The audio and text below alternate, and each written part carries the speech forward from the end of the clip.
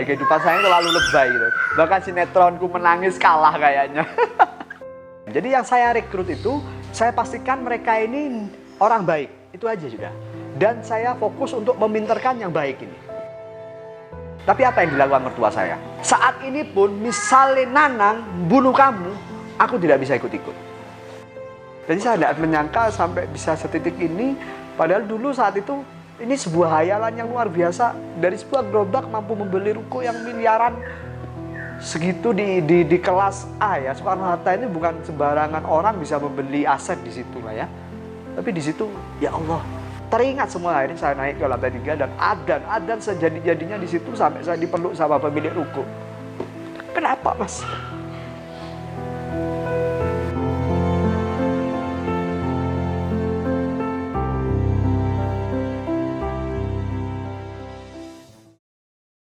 Wabarakatuh.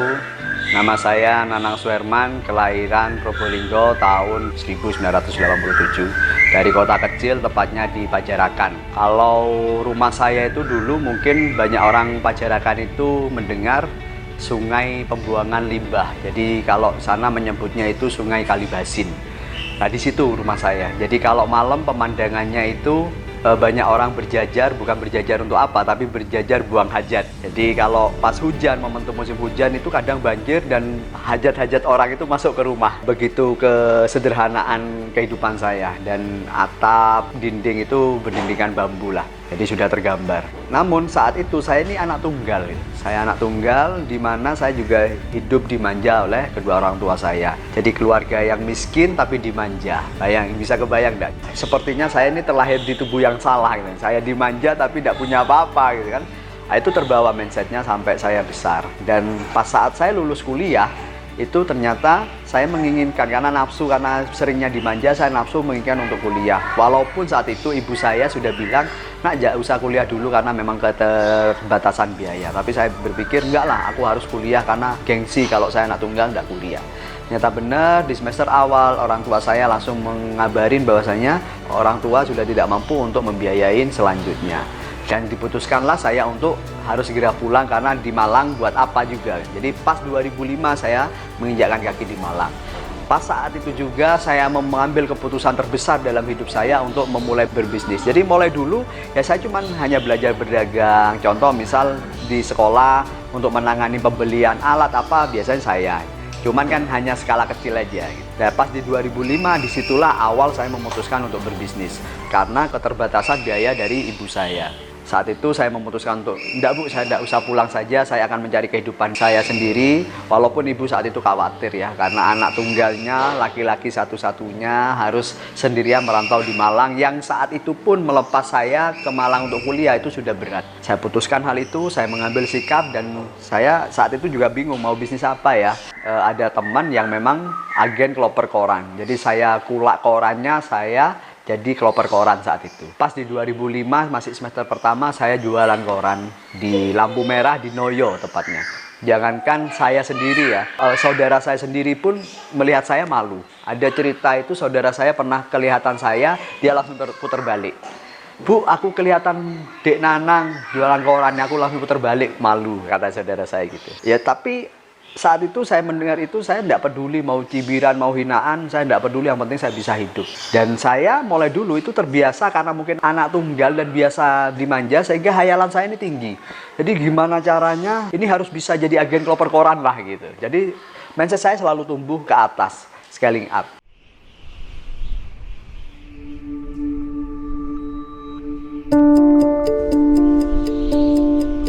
Saya atur bisnis itu, saya tabung hasilnya, dan benar 4 bulan kemudian saya sudah punya 3 orang karyawan dan saya sudah scaling up menjadi agen kloper koran, was gitu. Jadi saya sudah punya gerobak beberapa titik, ya kalau sudah ada gerobak di beberapa titik itu biasanya adalah musuhnya adalah Satpol PP.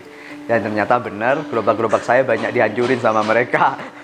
Jadi itu yang terjadi, itu bisnis pertama saya berkembang terus sampai saya habis di kloper koran, saya ikut orang untuk nyales komputer. Dari situ saya belajar komputer dan saya putuskan untuk bergabung di dunia sales komputer, dan karena mindset saya adalah bertumbuh, jadi saya bisa buka toko komputer sendiri dan memenangkan beberapa tender proyek pemerintahan saat itu. Dan akhirnya karena mungkin ambisiusnya terlalu gede juga, akhirnya tutup. Terus kita juga pernah nyeles, kalau bahasanya itu makelar lah ya, makelar mobil-mobil tetangga gitu lah, kita pasarin gitu. Dan ternyata syukur alhamdulillah saya bisa sampai punya showroom mobil bekas yang rata-rata masih di harga 10 sampai 20 lah. Jadi klasik motor gitu. Berkembang terus sampai pada akhirnya saya karena sudah kehabisan modal, buka ini tutup, buka ini tutup, buka ini tutup, saya akhirnya putuskan untuk bekerja di salah satu perbankan. Orang tua bangga dong, karena saya anak tunggal, anaknya diterima di sebuah perbankan, di mana itu menjadi cita-cita banyak ibu-ibu. Bahkan saking bangganya itu saya pulang, disuruh pulang, ternyata apa? Ada hataman merayakan diterimanya saya gitu kan. Di situ orang tua saya bangga, ceritakan sama tetangga kanan kiri, ya saya juga ikut seneng lah karena orang tua saya bangga. Dan ternyata ada sebuah kejadian, saya harus pulang berkunjung ke saudara saya karena ada pernikahan. Nah, saat ada pernikahan itu saya menjadi, karena orang Madura kan banyak yang buta huruf saudara saya, jadi saya menjadi penerima tamu. Kalau dulu itu bowoan ya, kalau katanya bahasa Jawa kan bowoan itu misalnya 100.000 itu kan sudah gede zaman dulu saya itu. Nah ini bukan 100.000 tapi 1 juta. Ada yang 5 juta, ada yang 1 ton beras, ada yang 1 ton gula gitu. Jadi saya kaget nulis ini, karena saya tahu sendiri, wih ini bukan perkara bowo nih, tapi balik noe iki piye kan gitu kan. Terus akhirnya saya cerita sama ibu, tanya, Bu ini kok saudara ini kok bowoan nih gede-gede, memang kerjanya apa? Loh kamu nggak tahu Ali, saudaramu ini banyak yang pengusaha besi tua. Oh begitu. Terus akhirnya saya cari, ternyata benar dikenalin lah sama ibu. Saudara saya yang kaya-kaya, sudah haji, usahanya sudah gede, mobilnya juga bagus-bagus gitu kan. Terus saya mulai, kira-kira ini masuk ini buat bisnis saya. Terus saya cari referensi di Malang, ada enggak saudara saya yang besi tua juga di Malang. Saya tanya sama saudara-saudara yang dikenalin sama ibu, oh ada saudaramu di daerah namanya Bumi Ayu itu, di situ ada, coba samperin, itu masih mbahmu. Nah, saya tanya, ternyata ada juga dia usaha besi tuanya di Tunggul Wulung. Jadi saya samperin, terus saya pelajarin, terus akhirnya saya putusin untuk terjun di situ. Pak Le, kira-kira misalnya saya belajar di sini, saya membantu di sini, saya kerja di sini, boleh enggak? Oh boleh, mumpung aku lagi butuh karyawan nih. Nggih Pak Le, terus kinten-kinten bayarannya pripun? Karena saya kan di sini kan cari penghidupan. Sementara saya juga kerja di salah satu bank. Enggak apa-apa wis, kamu tak gaji 400 saat itu. 400 saya pikir, terus saya dapat makan enggak Le? Oh well, makan bersih, ini gajimu tok. Jadi makan bersih kamu sudah dapat. Oh iya wis, saya putusin dan saya langsung keluar dari bank itu. Telepon saya sama ibu, Bu, ngapunten saya keluar dari bank. Loh lah apa Le? Ya aku kepingin usaha besi tua. Oh, ibu saya kecewa kan, saya ceritakan kecewa, dipikir saya gila sudah. Harusnya, ini kan kalau orang tua kan biasa gini, harusnya itu kamu itu kerja dulu, nabung, dan uangnya bisa buka sambil bisnis. Kalau sudah bisnisnya besar, kamu boleh keluar. Ini kan mindset mereka seperti itu gitu kan, karena ibu sudah kadung bangga gitu kan. Bu, aku kepingin fokus di sini. Bayangin, gaji 1.800.000 kan gede saat itu di perbankan. Saya membela untuk gaji 400.000. Salah tak karepmu, kata ibu saya. Kalau saya Bu di perbankan, saya mungkin 10 tahun bahkan seumur hidup saya tidak mungkin punya bank. Aku bilang gitu sama ibu. Tapi di besi tua Ibu, walaupun saat ini aku gaji 400, setidaknya kalau nanti aku sudah fase dan mahir, 2 tahun aku akan haji ya gitu. Karena aku lihat perjuangan para saudara-saudara ini rata-rata 1 tahun dia sudah bisa beli mobil, terus di tahun kedua, tahun ketiga, bahkan tahun kelima sudah berangkat haji semua. Ini mindset. Kalau dengan gaya saya, insya Allah saya 2 tahun saya akan haji. Oh gitu saya ibu. Ayo salah, sakarep. Karena tidak dapat restu ya mungkin ya. Sehingga saat saya sudah mulai, saya fokus. Jadi saya pelajarin. Karena di dunia plastik itu ternyata ada 32 macam plastik. Yang memang menuntut saya untuk harus terjun memang. Saya pilah-pilah ini mana plastik yang lakunya sekian, seperti itu saya pelajarin. Dan sebulan kemudian saya sudah punya tabungan. Dan saya minta izin. Saat itu ada tabungan kalau tidak salah 1,5 juta. 1,5 juta saya putuskan dan minta izin kepada paman saya untuk saya buka sendiri. Oh tidak apa-apa. Nanti kalau kamu buka sendiri, kalau kamu kebingungan untuk menjual, kamu jual ke saya saja. Oh siap, tambah seneng kan saya. Jadi misalnya ada barang, saya tidak takut untuk proses menjualnya. Akhirnya saya buka, berjalan waktu dan benar di bulan ke-6, setelah 6 bulan saya sudah punya pick up. Itu menambah saya untuk akselerasi bisnis di dunia besi tua. Sampai akhirnya besar. Ibu saya mulai mewanti-wanti. Karena apa? Karena banyak bisnis yang sudah saya buka. Jadi sejarahnya saya ini, saya selalu telepon ibu seperti ini. Bu, dungakne ya anaknya sampean ini hari ini merintis bisnis A. Oh iya Le, tak doakan. Bu, alhamdulillah Bu, anakmu sudah maju. Wah, alhamdulillah nak, anakmu akan kirim transferan cuma sekian lah Bu. Oh iya, enggak apa-apa nak, senang. Terus berapa bulan kemudian Bu, anakmu bangkrut. Jadi isinya merintis, maju, bangkrut. Merintis, maju, bangkrut gitu. Jadi akhirnya ibu saat itu berpikir, Le, kamu harus menikah aja, mumpung bisnismu masih di puncak-puncai. Karena ibu wis blenger sudah, kamu ini pinter galak duit tapi tidak bisa mengelola duit. Barangkali kamu menikah, kamu sudah bisa terrem. Karena saya kan orangnya royal. Jadi satu kosan saya itu yang kasih makan mereka saya. Jadi teman-teman itu saya belanja beras segala macam, saya juga ini ayo makan. Jadi saya orang royal banget. Jadi saya putusin menikah dan saat itu saya kan dulu ganteng banget ya. Jadi saya juga punya beberapa pacar gitu kan. Kebetulan akhirnya ketemu dengan istri, saya ajak istri menikah. Kenal kita cuman proses dari pertemuan sampai pernikahan itu cuma 1 bulan. Kenapa bisa cepat banget? Karena kita visinya sama. Istri juga anak tunggal, di mana istri saat itu juga kerja di Semen Gresik saat itu. Saya putusan gini, melamarnya ini unik banget. Mbak, mohon maaf ya, rute sebuah perkenalan itu kan kenalan, tuker-tukeran nomor, SMS-an, telepon-teleponan, ngedate, PDKT, terus nembak. Misalnya ditolak, balik ke awal lagi. Gimana Mbak? Saya kan hari ini tertarik dengan Mbaknya. Kira-kira Mbaknya ada tertarik tidak sama saya? Gitu. Kalau memang ada, gimana kalau ini bisa kita persingkat? Intinya aku akan nembak Mbak deh. Bagaimana kita saling mengenal aja dulu. Loh Mas, kok cepet banget kayaknya Mbak? Kata istri saya gitu kan. Daripada kita terlalu lama, kita juga rugi waktu. Saya juga ingin mencari istri Mbak gitu. Oh ya wes, kita jalanin aja. Kira-kira Mbak ada ketertarikan enggak sama saya? Ya, aku suka alis emas gitu. Bayangin coba, dari semua tubuh saya mek seneng alis tok. Jadi saat itu aku wis, oh ya wis yang penting ada ketertarikan, wis terserah mau alis itu jempolnya saja wis enggak apa-apa gitu kan. Jadi saat itu kita mulai, terus akhirnya beberapa hari istri saya langsung ngobrol itu, gimana kalau kita serius saja, toh kita sudah ngobrol sudah pada nyambung, oke deh kita seriusin. Terus aku kenalin Mbak ke ibu. Jadi ada 5 perempuan yang memang aku kenalin ke ibu, dan ibu menjatuhkan pilihannya ke istri.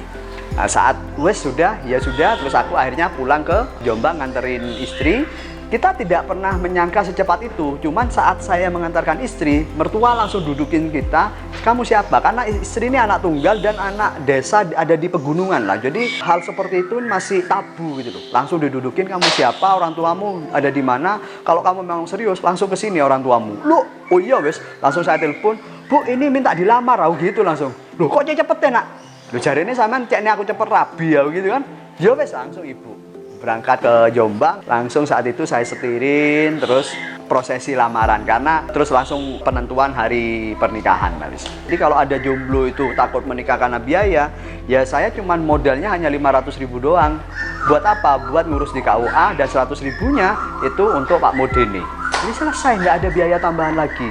Jadi saya putuskan untuk menikah, dan benar saat itu titik luar biasanya saya, terus akhirnya saya buka pengolahan biji plastik, dan sama mertua dikasih tambahan modal ya. Jadi memang kenyamanan itu kadang membutakan kita, karena mertua ini kan orang berada. Jadi saya dikasih modal, saya merasa wah ini enak, ini bisa buat sandaran ini gitu kan. Jadi saya tidak perlu hutang ngalor ngidul. Ternyata saat dikasih ya sudah selesai, saya cuma dikasih, terus modal itu buat tambahan saya untuk mendirikan pabrik biji plastik. Saat kita mendirikan ternyata butuh modal masih tambah banyak, akhirnya di situ saya terlibat di hutang baik yang perbankan resmi maupun non resmi. Dalam hal ini mungkin orang Jawa menyebutnya bank tetil ya. Sehingga hutang saya itu saat itu Senin ada, Selasa ada, Rebo ada, Kamis ada, Jumat ada, Sabtu ada, Minggu ada. Terus mingguannya juga ada, Senin Rebuannya juga ada gitu. Jadi terus, jadi ada hari itu yang dimana 3 kali penagihan, saking banyaknya hutang. Saat pertama menikah kita langsung ancang-ancang untuk menjadi orang kaya lah ya. Rumah ada, semua perabotan, bahkan mungkin kalau bisa sombong ya, kasur saja saya saat itu zaman itu di tahun 2010 akhir itu beli sekitar 40 juta. Wah, kasur ya. Buat tidur bro gitu kan. Belum ada LED TV, saya sudah pakai LCD TV gede 53 in. Wow, home theater, semua komplit lah untuk memanjakan gitu. Dari situ beberapa bulan kemudian jadilah musola karena terlalu banyak hutang. Jadi semua pada dijual gitu kan. Kasur pun sampai terjual. Jadi kita tidur di alas aja. Jadi bahkan untuk bayar listrik aja kita sudah nggak mampu. Banyak hal yang sudah kita lakukan sampai semua ini habis. Sampai semua habis. Dan hutang saya itu saat itu kalau nggak salah sekitar 1,3 miliar ya. Kalau untuk orang sekarang mungkin tidak berat lah hutang segitu. Tapi saat itu saya tuh luar biasa gede gitu. Makanya kan saya menyadari tidak ada masalah yang besar. Tergantung sudut pandangnya kita saja. Dan tergantung situasi. Maka dari itu saya akhirnya memutuskan untuk kembali ke titik nol. Kenapa? Karena saya tuh sampai diundang itu, pernah ini kejadian. Saya tuh diundang oleh beberapa komunitas. Mas, gimana caranya sampean melunasi hutang ini kok bisa cepet tiba-tiba langsung lunas gitu? Ya saya kembalikan semua kepada pihak perbankan. Jadi ini kalau memang menjadi aset ya sudah. Jadi saya semua pure sudah saya selesaikan biar saya tidak terlalu berat. Karena istri paham dengan saya. Pahamnya apa? Saya kalau terlalu banyak tekanan, inspirasi saya tidak muncul. Akhirnya saat saya serahkan semua, istri sudah melamar pekerjaan karena ingin membantu saya gitu ya. Saya gengsi dong. Akhirnya saya putuskan untuk melamar pekerjaan di tempat lain. Apa kayak gitu? Istri bilang, gak usah deh yang kamu gak usah. Mendingan kamu tidur aja cari inspirasi. Aku menikahin kamu tuh karena aku tahu kamu punya potensi. Kalau ujung-ujungnya kamu hanya bekerja atau menjadi karyawan, aku mending gak menikah sama kamu dari dulu. Aku lebih baik kamu hari ini jualan cilok daripada kamu harus kerja di tempat lain. Istri menyemangatin gitu. Akhirnya saat itu aku, iya. Wes aku tak cari inspirasi aja, tidur, jemput, bangun tidur, jemput, bangun tidur, jemput gitu aja. Sampai pada satu titik kita harus terusir dari rumah kita. Jadi kita tidak mampu dan tidak punya uang untuk membiayai mencari kos-kosan. Jadi kita putuskan untuk tidur di pom bensin saat itu. Tidur di pom bensin, di mana kita pindah pom satu ke pom yang lain biar tidak dikira orang bambung ya. Jadi disitulah merintisnya kami berdua. Sampai istri gajian kita bisa bayar kamar kos. Terus saya ada sisa, saya putuskan untuk mulai berbisnis. Nah, awal berbisnis itu saya juga tidak menyangka mau berbisnis ayam goreng ini. Dari pintu satu ke pintu yang lain, ruko satu ke ruko yang lain, rumah satu ke rumah yang lain. Saya cuma bawa uang 500.000, ada rumah dikontrakin, ada ruko dikontrakin. Saya nego semuanya. Saya telepon, ibu, bapak, ini ruko dikontrakin. Oh iya, berapa ibu? 30 juta mas, saya berminat bu, saya DP 500.000. Tuh, kan kurang 29.500 mas. Terus sisanya kapan? Ya itu bu, saya tidak tahu. Boleh bu, saya ketemu untuk bercerita. Oh enggak usah deh kalau enggak ada.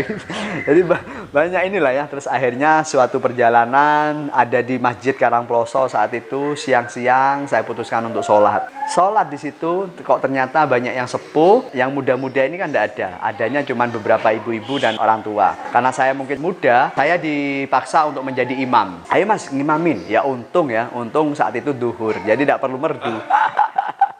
Saya ngimamin dan ternyata selesai sholat, saya keluar. Dari masjid keluar, ada rumah sekitar 100 meter dari masjid itu ada rumah dikontrakin, saya telepon. Saya telepon ternyata ibunya keluar, loh masnya bukannya tadi yang ngimamin? Iya bu, wah jadi nilai plus nih ya gitu kan.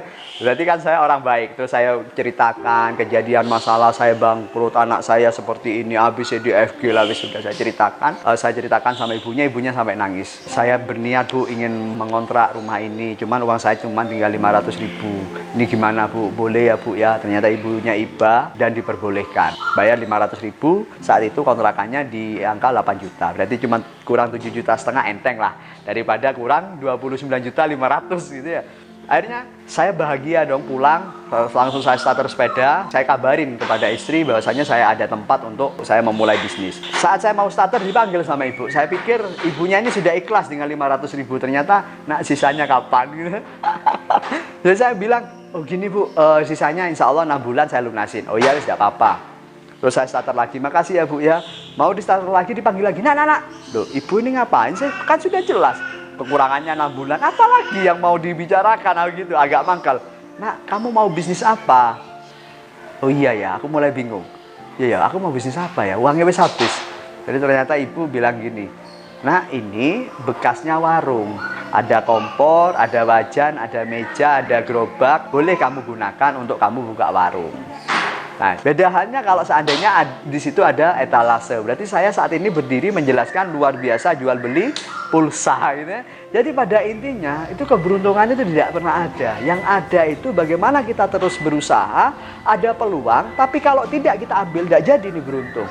Di situ kan ada peluang saya untuk membuka warung. Karena apa? Ada bekas gerobak, bekas piring dan lain-lain yang sudah tersedia dan saya ambil keputusan itu.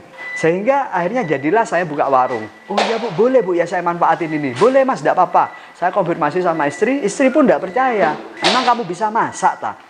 Aku juga bilang, ya memang aku tidak bisa masak yang, tapi aku punya lidah yang sehat. Saya masih percaya diri seperti itu. Di mana makanan atau warung yang menjual makanan itu yang aku sukain itu rame. Berarti lidah saya sehat dan umum. Berarti saya senang, orang lain banyak yang senang. Tinggal selebihnya saya belajar pada kakek nenek saya terkait dengan resep. Apa itu? Dan siapa kakek nenek saya? Kakek Google, nenek YouTube.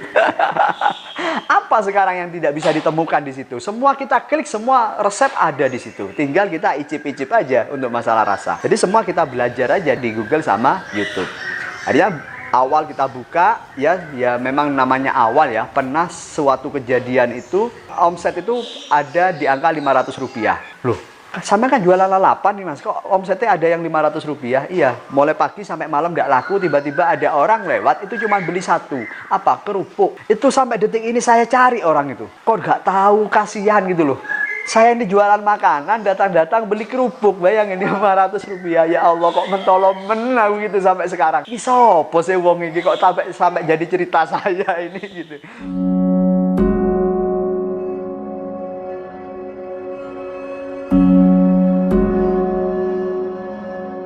Suatu kejadian, istri saya sudah tidak kerasan di tempat kerja yang lama, saya antar untuk interview kerja. Dan saya masak bebek saat itu. Biasanya kalau saya masak bebek, cantik, 5 menit, 10 menit selesai. Jadi bayangin, alot pasti. Cuman karena memang tidak tahu ilmunya gitu kan, cuman taunya di Google aja gitu. Terus akhirnya saya anterin istri, saya pikir, paling lama 10 menit, 15 menit selesai lah. Ternyata sampai 2 jam. Sampai 2 jam, waduh ini saya bingung, aduh bebekku acur, ini apa ini, bingung sudah, saya sudah tidak punya uang. Akhirnya saya pulang, bener bebek itu sudah mau hancur, sudah banyak remuknya. Tuh ini apa ini Rek? Kalau saya buang nanti jadi waste, terus uang saya juga sudah tidak punya modal lagi.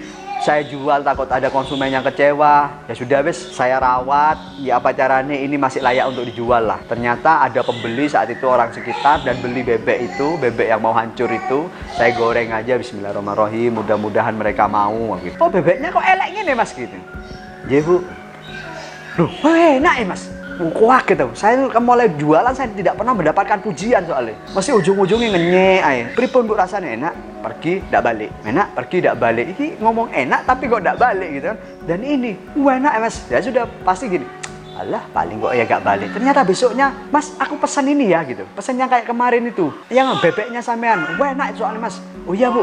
Terus saya masak sudah mulai 2 jam terus menjadi SOP baru buat saya, dan itu ternyata mulai disenengin sama konsumen. Ya, bayangin kan, usaha terus ya kan? Ada peluangnya apa? Bebek mau hancur gitu kan. Misalnya ini tak buang, tidak jadi ini beruntung ternyata. Ternyata saya paksa untuk saya jual, akhirnya menjadi sebuah keberuntungan. Ini yang pertama. Yang kedua, hasil urusan Gusti Allah, urusan Tuhan. Nantinya pasti ada jalan deh, karena jalan terbaik itu kadang belum tentu terbaik buat kita, tapi itu yang benar-benar terbaik gitu. Suatu kejadian, saya warung ini saya tutup karena saya ada acara keluarga. Besoknya saya buka, gerobak saya dicuri orang. Gerobak, ya Allah, ini untuk senjata saya. Warung saya ini kan kalau dari jalan ini tidak kelihatan Pak, sehingga harus ada gerobak yang muncul. Nah ini kalau tidak ada gerobak yang muncul, ini tambah mendelesep nanti warung saya, dipikir tutup lah apalah gitu. Cuman saya akhirnya saat itu bingung, ya Allah kok tegomen. Padahal untuk mencuri gerobak ini dia harus modal. Modal apa? Modal pickup. Berat banget. Karena dari full aluminium. Saya aja dorong itu berat kok. Apalagi ngangkat gitu loh. Sementara mau didorong, ban ini kan sudah kewempes semua. Sudah tidak layak untuk bisa didorong, tidak mungkin lah. Kok tegomen, kok niat aku kayak gitu tok sama maling ini. Ternyata bener. Saya sudah mulai patah arah, ya untung ya belum ketemu motivator ya. Karena biasanya motivator, tenang Mas, semua akan ada hikmahnya. Pasti saya, hikmah apa nih, mau itu gerobak dicuri kok hikmah. Dari mana hikmahnya gitu kan. Saya akhirnya cari tempat untuk pindah. Ternyata di situ muncullah ada tulisan Pujasera dikontrakin, namanya Pujasera Semanggi, pas di sebelah Poltek. Di situ ada Pujasera. Di mana yang saat ini berubah jadi ruko dan di situ ada berdiri ayam goreng Nelongso. Pindah di situ, balik lagi. Usaha ada kesempatan gerobak dicuri, berarti kan kesempatan untuk pindah. Seandainya saya meratapi nasib, saya tidak jadi jualan. Tapi saya akhirnya putuskan untuk pindah dan di situ ternyata muncullah nama ayam goreng Nelongso. Kok bisa Mas muncul ayam goreng Nelongso? Berarti dulu namanya apa? Namanya Gria Bebek dan Ayam Mas Nanang. Pindahlah saya di situ, saya menyewa, ternyata saya dihalangin oleh para senior Pujasera. Pokoknya orang baru ini tidak boleh jualan lalapan, karena semua sudah jualan lalapan, masa jual lalapan lagi gitu. Menghasut kepada pengelola, Mas, ngapunten sama tidak bisa jualan lalapan di sini. Langsung saya berpikir taktis, set. Oh, ini bukan lalapan, apa? Sego sambel. Wah, padahal ya kode wae. Jadi nanti pengelola yang nonton ini nanti akan berpikir, wah aku diakali Mas Nanang ini. Ini bukan lalapan, Pak. Apa? Sego sambel. Saya tidak jual itu ayam goreng, itu tidak ada. Apa? Cuman sayap sama ceker. Jadi sayap goreng sama ceker goreng ditaruh di nasi, saya siram sambel. Oh gitu Mas ya? Pokok saya harus bisa jualan, Pak. Oh iya ya. Terus namanya apa, Mas? Namanya ayam goreng Nelongso. Langsung nyeletuk aja saat itu. Allah yang kasih nama. Loh Mas, kok bisa namanya ayam goreng Nelongso? Mikir lagi saya. Iya ya. Oh ini Pak, ini kan menunya sayap sama ceker. Ibarat kalau dalam manusia ini kan tangan dan kaki. Nah tangan dan kakinya manusia kalau diambil Nelongso tuh rasanya. Wah aku langsung gitu. Oh iya. Harganya berapa Mas? 5 ribuan. Murah ya? Ya murah Pak, on ceker sayap tok mosok kate dodol 15.000 ya kan gak payu. Oh iya wis. Akhirnya boleh. Ternyata laris, saya sudah bisa ngantongin setoran bersih ke istri saat itu sekitar 50 sampai 100 ribu sudah. Istri sudah bahagia kan, namanya dapat setoran tiap hari 100 ribu, wis kayak mau jadi orang kaya lah wis ya. Saya dapat setoran, ternyata ada berita buruk di Siang Bolong. Kita diwajibkan untuk pindah, di mana saat itu tiba-tiba saya mendapatkan berita Pujasera itu sudah dijual kepada pemiliknya yang baru. Nah rencana kalau tidak salah saat itu mau dibikin ruko ya. Jadi sudah mulai kaget lah kita. Ya Allah, ini kan sudah mulai laris, kok ada aja gitu kan. Ya untung lah ya, untung lagi-lagi tidak ketemu motivator. Kalau ketemu motivator, sudahlah Mas, tenang, semua pasti ada hikmahnya. Oh tak pedung sama saya, hikmah piye mau aku kena gusur kok hikmah gitu kan.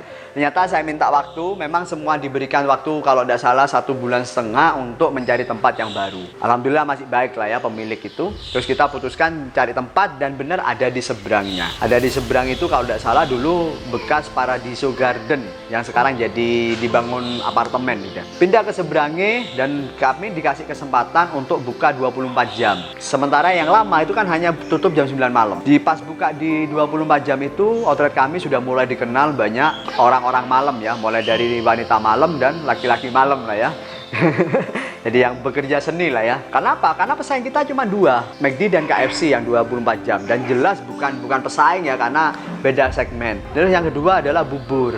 Bubur ayam kan dulu rame kan. Jelas juga, masa bubur mau disandingkan sama nasi ya, orang tetap milih nasi lah. Mungkin bubur kan hanya pengganjal perut aja. Jadi beda tetap. Rame dan kita bisa alhamdulillah dari buka 24 jam itu. Ya beneran itu tadi. Kalau seandainya tidak kita ambil itu kesempatan, tidak akan dapat keberuntungan. Kita bisa buka cabang yang kedua dan cabang yang ketiga. Karena ramenya di situ, alhamdulillah sudah bisa buka cabang yang kedua dan cabang ketiga.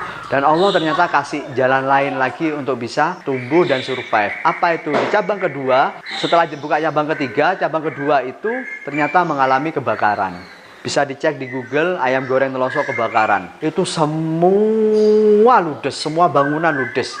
Mungkin bisa dicek di Google. Semua bangunan ludes, tapi ada satu yang belum ludes, yaitu neon box yang bertuliskan ayam goreng Nelongso. Dan itu beritanya diberitakan di semua televisi nasional saat itu. Karena zaman dulu kan zaman televisi ya. Ayam goreng Nelongso di Malang kebakaran, semua memberitakan dan alhamdulillah lah ya, kalau saat itu untuk membayar iklan ini kan luar biasa mahal. Ini iklan gratis gitu ya. Ya untung lagi-lagi tidak ketemu motivator ya. Seandainya ketemu motivator saat itu sudah masa puncak-puncaknya sudah. Karena kebakaran kok semua ada hikmahnya. Gitu kan. Ternyata saat itu saya putuskan untuk ini kita pindah atau seperti apa ya. Karena kalau pindah saya lagi-lagi uang sudah mulai nipis. Jadi saya putuskan untuk membenahi. Yang pertama sebagai tanggung jawab kepada pemilik ruko. Karena kan percuma, misalnya saya pindah ini kan tetap harus kita benerin. Jadi harus ada double budget gitu. Gak apa-apa deh urusan tahayul, urusan carry. Katanya nanti apes lagi, nanti apes lagi. Dan itu banyak yang juga yang bilang, makanya nama itu harus yang baik, karena nama adalah doa. Akhirnya nelongso kan gitu. Saya juga mulai berpikir, apa harus diganti ya? Tapi enggak, wis lah, aku fokus di sini saja dulu. Terus karena nama itu semakin terkenal sampai diliput di media, akhirnya saya putuskan untuk ganti sekalian sudah. Kenapa saya putuskan sekalian diganti? Ya saya sekalian dibully lah, selesai wis. Kamu mau bully saya is okay, daripada kita tidak viral-viral gitu kan. Akhirnya Gria Bebek saat itu sudah kita hapus menjadi ayam goreng Telongso. Cuman untuk mengenang jasa saya yang mendesain logo bebek kita kan bingung, logo apa lagi ya? Wis tetap aja logonya. Jadi logo bebeknya tetap kita pertahanin, sementara Gria Bebeknya kita hapus. Itu yang menjadi pertanyaan misteri. Kenapa kok ayam goreng Telongso logonya bebek gitu kan? Itu menjawab pertanyaan para netizen ya. Ya memang dulu kita namanya Gria Bebek gitu. Jadi wajar kalau logonya bebek. Cuman punya produk namanya ayam goreng Telongso, di mana orang tidak mengenal ini namanya Gria Bebek. Akhirnya kita angkat deh branding yang namanya ayam goreng Telongso ini untuk biar bisa semakin dikenal. Selesai pembangunan dan boom, di situ langsung rame dan viral. Akhirnya kita bisa buka cabang yang keempat, cabang yang kelima, sampai sekarang di cabang ke-70. Alhamdulillah.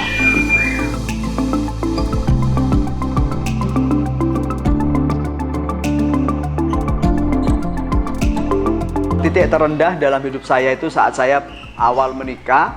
Saya itu punya hutang di angka 1,3 miliar itu. Dimana saat itu istri saya masih hamil, bisnis biji plastik saya sudah mulai turun dan bangkrut.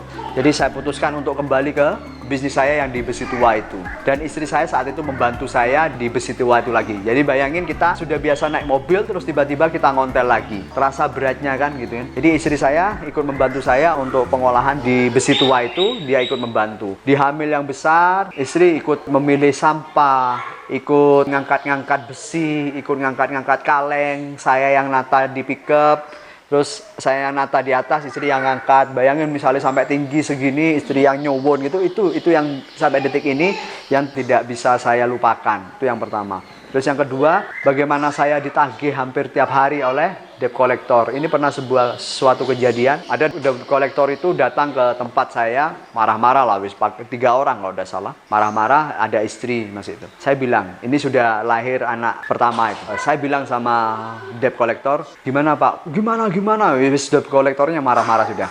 Pak, saya tahu memang maksud jenengan ingin nagih, dan saya tahu emosi sampean sudah meledak-ledak. Tolong jangan luapkan emosi Bapak di depan anak dan istri saya. Karena sesalah-salah apapun saya masih punya harga diri. Mati sampean. Saya akan melawan dengan sekuat tenaga. Kalau itu selama di depan anak istri saya. Tapi kalau memang ada masalah yang harus diselesaikan, ayo masuk ke kamar, saya ikhlas dan ridho. Ternyata saat saya masuk ke kamar, wah dihajar sama Depo. Dia. Hajar, terus saya keluar ya dengan bawa belur lah ya, terus keluar. Istri sudah tidak tega lihat wajah saya peluk siapa sih anak saya itu, saya peluk. Anak saya itu kalau nangis itu kencang sekali, jadi 100 meter itu kedengeran.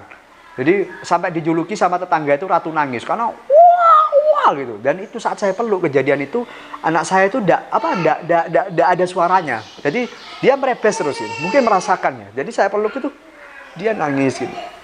Terus saat itu saya berjanji, udah ini yang terakhir. Jadi udah ini yang terakhir, saya peluk saat itu. Jadi biasanya yang wah gitu, tapi dia tidak bersuara sama sekali, cuman hanya netes tapi deras mas. Jadi saya peluk saat itu sih paling terendah. Terus yang kedua juga saat proses mau bersalin lah ya, saya kan tidak punya biaya untuk biaya bersalin itu.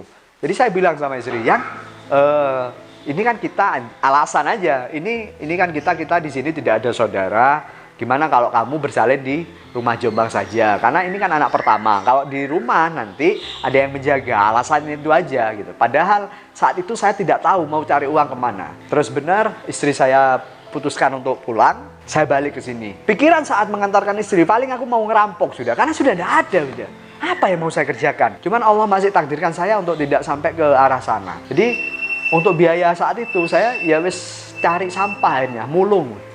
2 minggu saya cari sampah itu hasil 1,5 juta dan saya putuskan untuk balik ke rumah dan dapat uang 1,5 juta itu dari hasil mulung sampah itu gitu. Karena kan sepengalaman saya di bidang sampah kan juga gede. Jadi saya keliling di Soekarno-Hatta cari sampah itu gitu kan. Jadi 2 minggu dapat 1,5 juta saya pulang. Istri bertanya-tanya, yang dapat dari mana ini uang? Ada deh gitu. Istri tidak tahu. Saat saya mulung sampah itu istri tidak tahu. Taunya saat sudah ke Malang ada yang cerita, Mbak, Mas Nanang sakno. Lo kenapa? Iya, kalau malam Mas Nanang mulung sampah. Nangis istri saat itu. Saya sampaikan sama istri, ini aku punya uang 1,5 juta, cukup lah untuk biaya melahirkan. Nah, melahirkan saat itu di Bidan Jombang, terus 3 hari mas, bayangin 3 hari itu istri menahan sakit persalinan itu. Sama mertua sudah, ayo operasi ya, bisa operasi, karena 3 hari mas. Pembukaan itu tidak nambah-nambah, tapi istri tetap berusaha. Bayangin coba, ternyata istri menahan sakitnya karena tahu, saya tidak punya uang untuk biaya operasi. Misalnya uang minta pun itu ada lah mertua, tapi kan istri berusaha menjaga martabat suaminya itu. Tidaklah, dia berusaha untuk 1,5 juta itu untuk bisa lahir. Jadi berusaha di situ istri saya.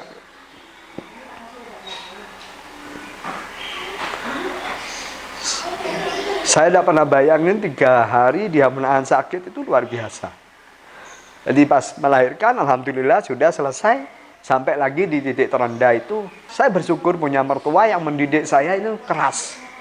Keras dalam hal ini bukan kejam ya. Hari ini kan kadang kita sulit membedakan antara keras dan kejam. Di satu titik terendah, sudah tidak ada penghasilan, saya memutuskan berdua sama istri untuk transmigrasi. Karena katanya transmigrasi itu dapat A, B, C, D, F, G. Kita sudah nyusun surat-suratnya sudah. Saat itu saya nuwun saya buka istri, dan luar biasa mertua saya mendidik. Dan ini aku akan tiru suatu saat. Kenapa?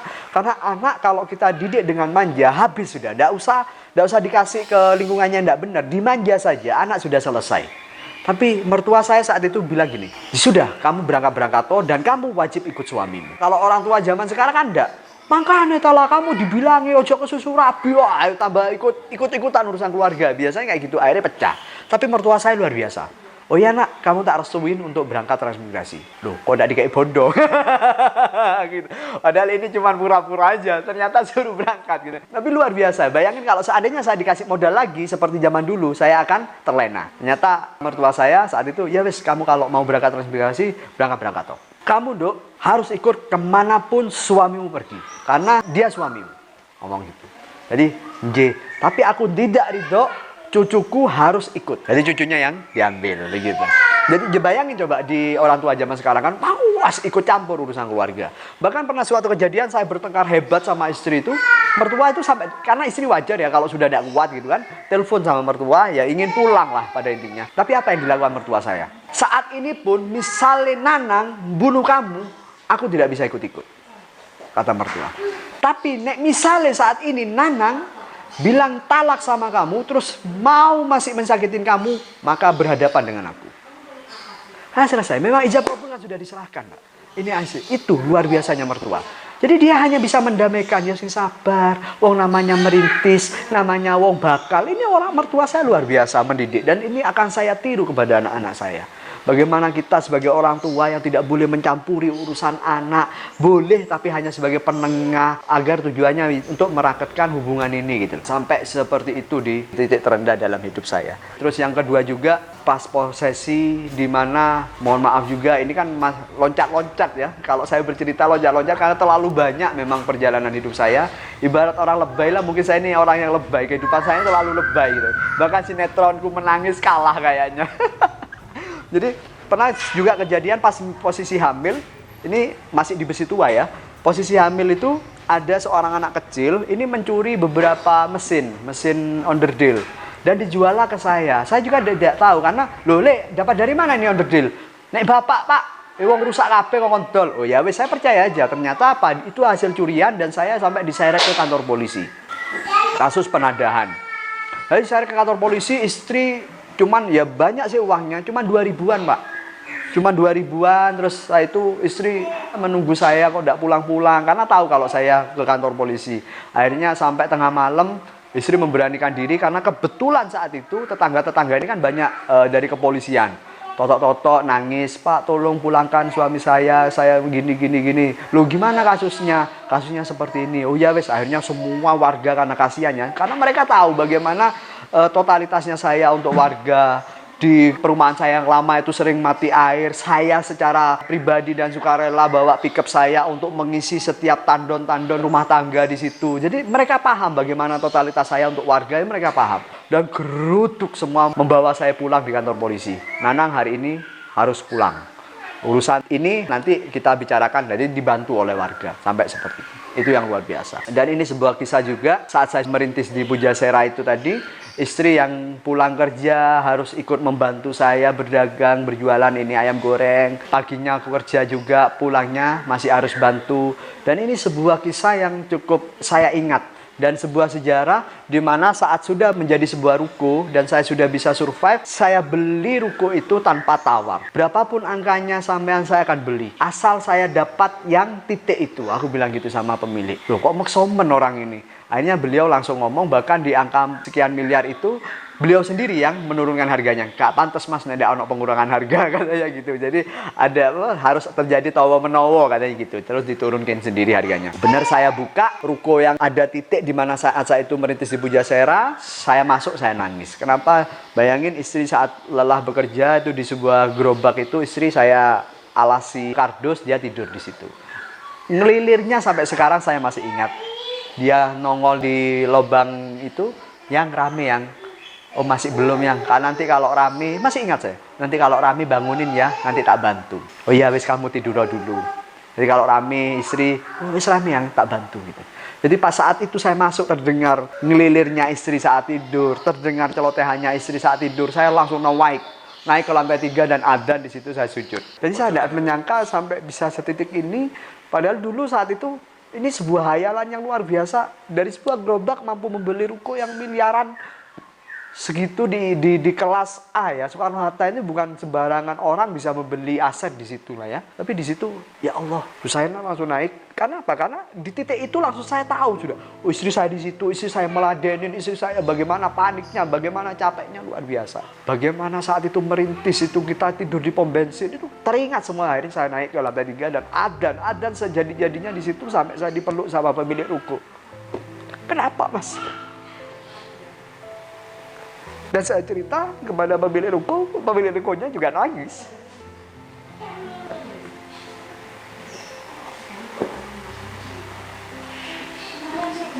Dan alhamdulillah berjalannya waktu ayam goreng Nelongso market sudah mulai terbentuk dan diterima dan lain-lain dan mengantarkan saya sampai di titik seperti ini. Kenapa kita bisa sampai di angka 70 cabang dan bisa mengelola manajemen dengan baik? Jadi saat itu dari awal sebuah gerobak saya itu sudah memposisikan diri sebagai perusahaan besar. Jadi misal ada karyawan 2, ini ada direkturnya, gitu, ada supervisornya, ada manajernya, ada krunya. Jadi saya selalu mengkondisikan seperti itu. Dan saya orangnya kan tidak mau tergantung dengan orang lain, karena mungkin saya anak tunggal ya. Jadi saya terbiasa untuk apa-apa saya mengandalkan diri sendiri. Akhirnya saya pas makan Indomie, ini sebuah sistem ya. Saya makan Indomie, iya ya. Indomie ini rasanya semua stabil loh ya. Semua stabil padahal gitu kan. Padahal ya misalnya ada yang nggak bisa masak paling resikonya cuma kematangan atau blotrok. Tapi rasanya tetap konstan gitu kan. Nah, dari situ saya terinspirasi, akhirnya saya bikin sebuah sistem biar rasanya standar. Jadi yang pertama kan rasa harus standar. Yang kedua terkait dengan sistem mengelola sumber daya SDM. Jadi yang saya rekrut itu, saya pastikan mereka ini orang baik. Itu aja sudah. Dan saya fokus untuk meminterkan yang baik ini. Jadi saya tidak, sampai detik ini pun saya tidak ambil profesional. Jadi orang yang baik dia harus naik gitu. Orang yang naik ini saya pinterkan untuk bisa naik. Jadi selalu seperti itu. Sehingga saya bisa pasrahkan dan saya percayakan kepada orang baik. Jadi isinya kita pastikan semua adalah orang-orang baik. Jadi itu yang saya aturkan. Terus yang kedua ya akhirnya saya bikin sebuah SOP gimana caranya kita tidak terpaku dan terpacu dan terpusat pada sosok sentral. Jadi semua harus by SOP yang sudah kita tentukan begitu. Saya sama istri pada dasarnya tidak mengambil sikap atau memilih untuk punya anak banyak gitu ya. Jadi anak saya ini 6. Paling gede umur 9 tahun, jadi kebayang tiap tahun istri saya gembol anak. Semua itu sudah takdir. Kenapa? Jadi di anak keempat itu istri sudah pasang IUD tapi masih jebol aja. Ini takdir lah. Bahkan di anak ke-6 ini kita sudah pasang IUD, bahkan minum obat karena mau haji kan. Jadi biar tidak datang bulan, pulang-pulang tetap hamil. Oh iya, minum obat. Jadi ya wis alhamdulillah ini rezeki dari Gusti Allah ya. Jadi yang dipasrahkan kepada kita. Saya dalam mendidik anak sama istri apa ya? Mungkin dalam hal ini adalah keras dan tegas gitu. Bukan kejam. Kan kebanyakan sekarang ini tidak bisa memilih atau memilah dan membedakan antara keras dan kejam. Kalau saya masih misal nyeples anak gitu, saya masih memperbolehkan, tapi dilarang memaki anak. Karena yang keras ini nyeples, ini termasuk keras karena mendidik. Tapi yang memaki itu adalah kejam.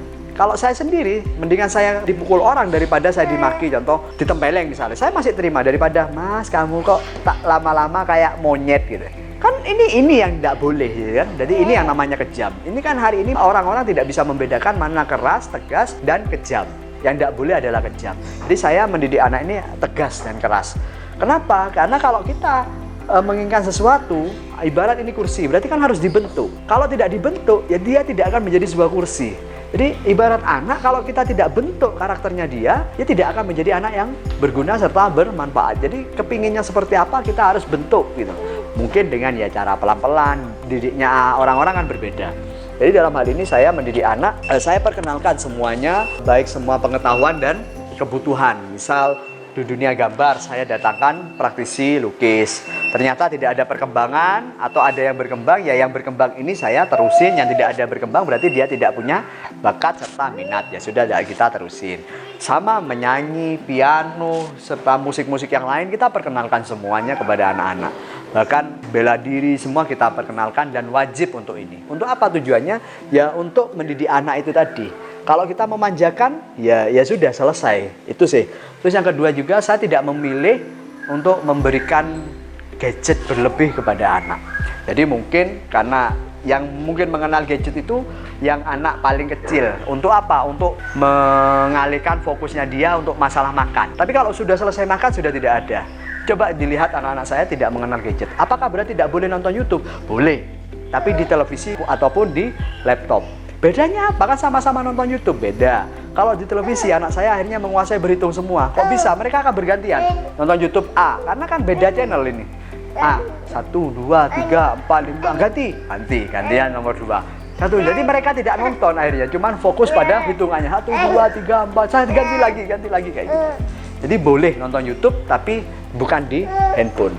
Kecuali yang untuk pengalihan makan. Tapi ini buktinya saat kita ini tidak ada mereka yang kecanduan HP seperti yang lain gitu. Kalau saya ini pada dasarnya ada dua hewan yang menginspirasi dalam hidup saya, yaitu singa dan rusa. Kebanyakan orang ini pasti akan memilih singa semua. Atau yang kalau ini pertanyaan yang ditakutkan adalah pertanyaan jebakan, pasti aku milih rusa aja deh gitu. Pada dasarnya kalau kita belajar pada dua hewan ini, intinya kita tidak bisa memilih mau jadi terlahir singa ataupun rusa. Intinya adalah kamu maupun terlahir sebagai singa, kamu tetap harus berlari lebih cepat dari rusa, atau kalau enggak mati. Begitu pula sebaliknya, kalau kamu terlahir jadi rusa, kamu tetap harus berlari lebih cepat atau mati di mangsa.